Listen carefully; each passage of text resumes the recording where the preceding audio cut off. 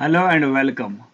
इस वीडियो में हम डिस्कस करेंगे UMJEE-NT 101 BS सेमेस्टर 1 जो मेजर इंग्लिश और माइनर इंग्लिश का जो फर्स्ट यूनिट है उसका दूसरा पार्ट, जिसमें लिटरेरी फॉर्म्स ऑफ पोइट्री है और इसके बाद लिटरेरी फॉर्म्स ऑफ ड्रामा हम डिस्कस करेंगे। आपको जो एग्जाम में आने हैं वो यही आने हैं, लिरिक क्या होती है, एलिजी क्या होती है, सोनेट क्या होती है। तो ये हम लिटरेरी फॉर्म्स ऑफ पोइट्री ऐसे ही मैं आपको बता रहा हूँ स्टार्ट में introduction. Poetry is one of the oldest and most important forms of literature. It expresses emotions, ideas, and experiences in a rhythmic and artistic way. Over time, different forms of poetry have developed. Some important poetic forms are explained below. तो literature आपको पता है बहुत पुराना है और poetry भी बहुत ओल्डेस्ट फॉर्म है राइटिंग का। और इसमें जो है अलग अलग फॉर्म्स होते हैं, पोइट्री के अलग अलग फॉर्म्स हैं, वो हम डिस्कस करेंगे। और जिससे हमें जो पता चलता है कि हमने पोइट्री कैसे लिखनी है, इमोशंस को कैसे एक्सप्रेस करना है, आइडियाज़ को कैसे एक्सप्रेस करना है, एक्सपीरियंसेस को कैसे रिदमिक वे से, आर्टिस्टिक वे से एक्सप्रेस करना है, वो हमें बताता है फॉर्म्स ऑफ पोइट्री। चलो, फॉर्म्स ऑफ पोइट्री पहली फॉर्म जो है वो आपके सिलेबस में है, वो है लिरिक। लिरिक जो है क्या होती है, ये आपको एग्जाम में आएगा, 3 या 4 नंबर का आएगा एग्जाम में, तो आपने इसको डिटेल में लिखना है। लिरिक मैं समझाऊंगा थोड़ा सा, आपको खुद से डिटेल में लिखना है, मैं समझाऊंगा सिर्फ यहाँ पे, और ये मटेरियल भी आपके लिए अच्छा है। A lyric is a short poem that expresses the personal feelings and emotions of a poet. ये एक छोटी सी पोएम होती है जो पर्सनल फीलिंग, पर्सनल याद रखना, पर्सनल वर्ड, पर्सनल फीलिंग्स और इमोशंस को एक्सप्रेस करता है पोएट। किसमें? लिरिक में। लिरिक में पर्सनल, ये की वर्ड, क्योंकि बाद में कंफ्यूज हो जाओगे, बाद में जो बाकी पोइट्री आएगी। तो पर्सनल एक्सपीरियंस को जो है ये क्या करती है, एक्सप्रेस करती है, पर्सनल फीलिंग्स को। It is usually and subjective in nature, ये सब्जेक्टिव होता है नेचर में। सब्जेक्टिव मतलब खुद के बारे में पोइट लिखता है, खुद की एक्सपीरियंस को एक्सप्रेस करता है, खुद की फीलिंग्स को, इमोशंस को एक्सप्रेस करता है। ये पर्सनल इमोशंस को एक्सप्रेस फोकस करता है। फर्स्ट पर्सन नैरेटिव में ये होता है लिरिक, और शॉर्ट इसकी लेंथ होती है। जैसे फॉर एग्जांपल हमने लिखनी है विलियम वर्ड्सवर्थ की I wandered lonely as a cloud is a lyric poem because it expresses poet's personal feelings about nature. ये इसकी पर्सनल फीलिंग को एक्सप्रेस करता है वर्ड्सवर्थ की। ठीक है, ये आपने इतना सारा लिखना है, और इसको आप एक्सप्लेन, इन पॉइंट्स को आप एक्सप्लेन भी कर सकते हो। ठीक है, अगर आपने मटेरियल को बढ़ाना है थोड़ा। दूसरा आता है एपिक। एपिक क्या होता है? Epic epic is a long narrative poem that tells the story of heroes adventures and achievements. इसमें आपने ये कीवर्ड याद रखना है, ये एक लॉन्ग नैरेटिव पोएम होती है, ये तो याद रखना ही है। ये क्या बताता है, क्या कौन सी स्टोरी बताता है? हीरो की एडवेंचर और हीरो की achievements, heroes adventures and achievements को ये बताता है एपिक। और ये डील करता है ग्रेट इवेंट्स पे, नेशनल एंड हिस्टोरिकल इंपॉर्टेंस पे। कौन? Epic. Grand ideas, great narration होती है इसमें। और ये लॉन्ग नैरेटिव पोएम होती है।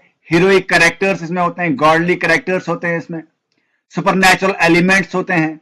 सुपरनैचुरल आप समझो, जो जिसमें जो है भूत टाइप के आते हैं, जिसमें जो रियलिटी में पॉसिबल नहीं होता है।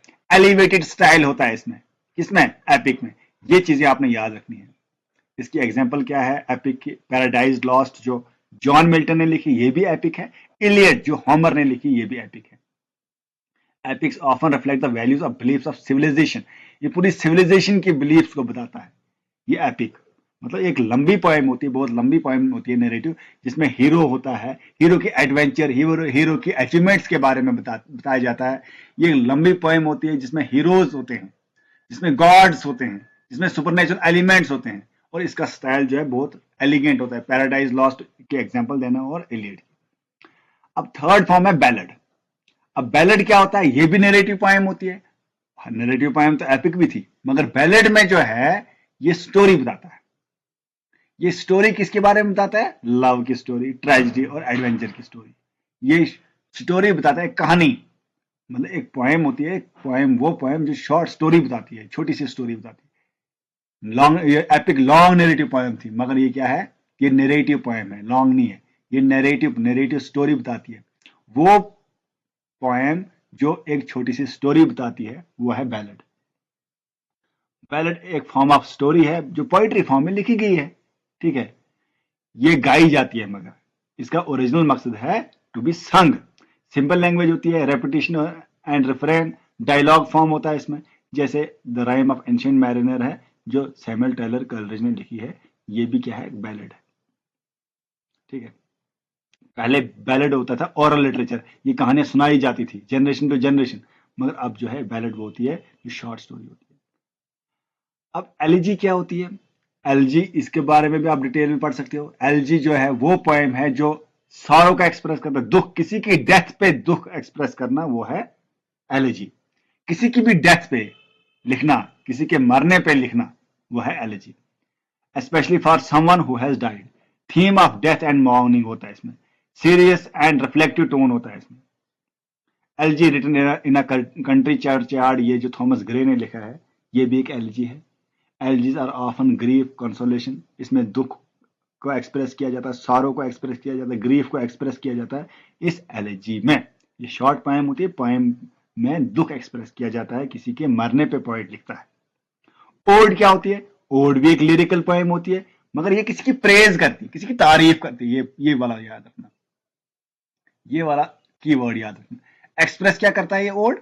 प्रेज, किसी की तारीफ। Deep feelings for personal object और आइडिया, किसी पर्सन की तारीफ, किसी ऑब्जेक्ट की तारीफ, किसी आइडिया की तारीफ करता है, प्रेज करता है। फॉर्मल और डिग्निफाइड स्टाइल होता है, सीरियस सब्जेक्ट होता है, सीरियस मैटर पे लिखा जाता है, तारीफ सीरियसली होती है, मजाक नहीं होता। और सब्जेक्ट को डायरेक्टली एड्रेस करता है, जैसे ओड टू अ नाइटिंगेल, जैसे जॉन कीट्स ने लिखी है। Ode to the west wind, PB Shelley ने लिखी है। ये ब्यूटी, नेचर और इंपॉर्टेंट आइडियाज को जो है एक्सप्रेस करती है, सेलिब्रेट करती है। कौन? ओड। सोनेट क्या होती है? सोनेट याद रखना आप, 14 लाइन्स पोएम, ये कीवर्ड याद रखना। सोनेट क्या है? एक 14 लाइन पोएम होती है, ये स्पेसिफिक राइम स्कीम पे लिखी जाती है। आयाम्बिक पेंटामीटर, 5 मीटर्स होते हैं आयाम्स के, इसमें ये हम डिस्कस करेंगे डिटेल में। जैसे 2 मेन टाइप्स होते हैं सोनेट्स के, शेक्सपियरन सोनेट और पेट्रार्कन सोनेट। शेक्सपियरन सोनेट में 3 क्वार्टराइन और 1 कपलेट होता है, और पेट्रार्कन सोनेट में जो है एक ऑक्टेव होता है और सेस्टेट होता है। 8 लाइन का ऑक्टेव होता है और 6 लाइन का सेस्टेट होता है। पहले 8 लाइन जो पोएम होती हैं, ये जो पोएम की पहली 8 लाइन, उनको बोलते हैं ऑक्टेव, और लास्ट की 6 लाइन उनको बोलते हैं सेस्टेट। टोटल कितनी लाइन होती हैं सोनेट में? 14। और शेक्सपियरन सोनेट में क्या होती है? 3 क्वार्टराइन, 4 लाइनों के 3 क्वार्टराइन होते हैं, 4 + 4 + 4 है। उसके बाद 2 का कपलेट होता है, हो जाते हैं ये 14, 14 लाइन।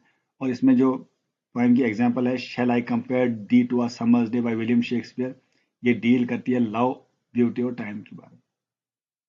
अब हम पढ़ेंगे ड्रामेटिक मोनोलॉग क्या होता है।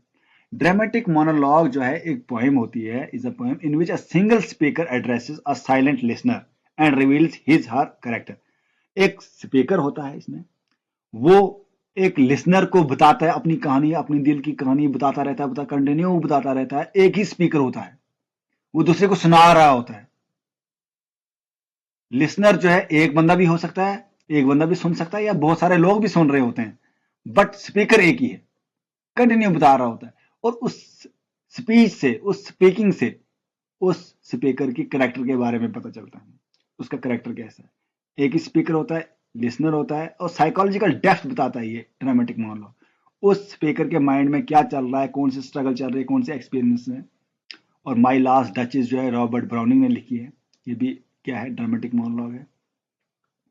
और पर्सनालिटी बताता है स्पीकर की ये, ठीक है। ये माई लास्ट डचेस आपने पढ़ी होगी, अगर नहीं पढ़ी होगी पढ़ना, या आपके सिलेबस में भी होगी आगे आने वाले सेमेस्टर्स में, तो बहुत अच्छी पोएम है।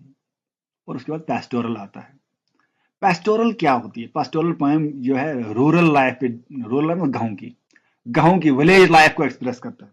पेस्टोरल वो पोएम होती है जो कि गांव की लाइफ, भाई उठाई किसी गांव की लड़की, उसके बारे में लिख लिया, शेफर्ड के लाइफ के बारे में लिख लिया है, नेचर के बारे में लिख लिया, वो होती है पेस्टोरल, गांव की लाइफ को एक्सप्रेस करता है। आइडियलाइज्ड कंट्री साइड का व्यू होता है, कंट्री साइड, सिटी का नहीं, गांव का। सिंपल रूरल गांव की सेटिंग होती है, नेचर पे फोकस करता है, पीसफुल एटमॉस्फेयर इसमें होता है पेस्टोरल। फॉर एग्जांपल है लिसिडास, जो जॉन मिल्टन ने लिखी है। इसमें सिंपल सिटी लाइफ जो है बताई गई है, मतलब ये रूरल लाइफ बताई गई है और सिटी लाइफ से कंपेयर किया गया है विलेज लाइफ को। लिसिडास, बहुत सारी पोएम्स हैं, ये एक एग्जांपल है, आप डिटेल में भी इसको पढ़ सकते हो। उसके बाद फ्री वर्स। फ्री वर्स क्या होता है? ये एक पोइट्री है that does not follow fixed rhyme scheme, जिसमें फिक्स्ड राइम स्कीम नहीं होती। जैसे सोनेट में राइम स्कीम होती है, जैसे बाकी में होती है।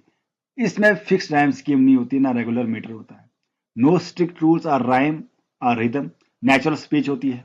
मॉडर्न पोएटिक फॉर्म होता है, जैसे सॉन्ग ऑफ माई सेल्फ जो लिखी है वाल्ट विटमैन। वाल्ट विटमैन को फादर ऑफ फ्री वर्स भी बोलते हैं। ये अमेरिकन पोइट था, अमेरिकन नेशनल पोइट। तो इसने लिखा है सॉन्ग ऑफ माई सेल्फ, ये भी एक फ्री वर्स लिखता था, ये भी सिर्फ फ्री वर्स ही है। तो ये फ्री वर्स वो होती है जिसमें राइम स्कीम नहीं होती, जिसमें कोई मीटर नहीं होता, एक ऐसी पोइम। और फ्रीडम होता है पोइट को, वो अपनी इमोशंस को, एक्सपीरियंस को, इमेजिनेशन को अपने तरीके से एक्सप्रेस कर सकते हैं without following any meter. He doesn't have any restrictions of following any meter and rhyme. He is free to express his ideas and feelings. ये हो गया literary forms of poetry. Next video में discuss करेंगे drama के forms, और पूरा syllabus हम इसी चैनल पे डिटेल में डिस्कस करेंगे, पढ़ेंगे, और आपके एग्जाम के लिए बेनिफिशियल होगा फर्स्ट सेमेस्टर के लिए। और second, third, fourth, fifth, sixth, ये सारा हम डिस्कस करेंगे, पूरा लिटरेचर ऑल सेमेस्टर्स का इसी चैनल पे। मिलते हैं नेक्स्ट वीडियो में, तब तक के लिए बाय।